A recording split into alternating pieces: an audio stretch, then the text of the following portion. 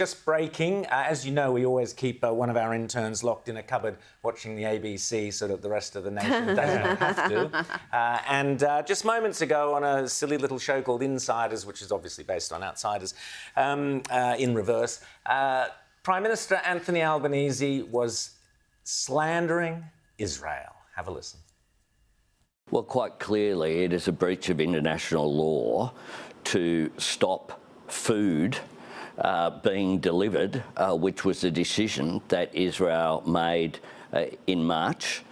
And so it's breached international law? Well, I'm not a lawyer. Those things will play out their course. But I tell you what it's a breach of. It's a breach of decent humanity and of morality.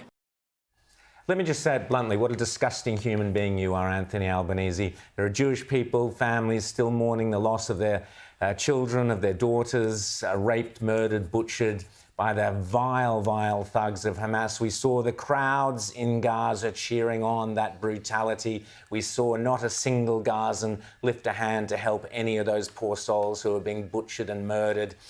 Israel is still suffering with that trauma, doing the very, very best it can. We'll be talking to Richard Kemp in a second about this.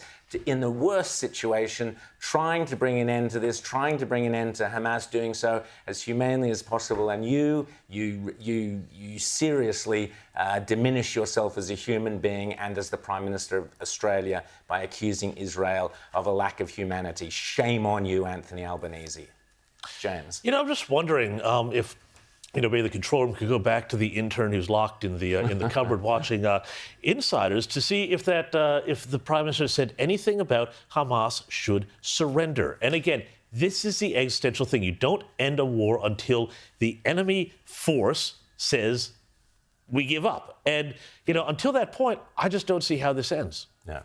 Well, the Hamas isn't going to give up. I mean, they are a Islamist group, and this is, they are quite happy to die in pursuit of trying to destroy Israel. So it's not like you're dealing with a rational player that is looking at this situation and going, our people are being absolutely pummeled, our cities are destroyed, there's no chance that we're going to have any sort of a different outcome here.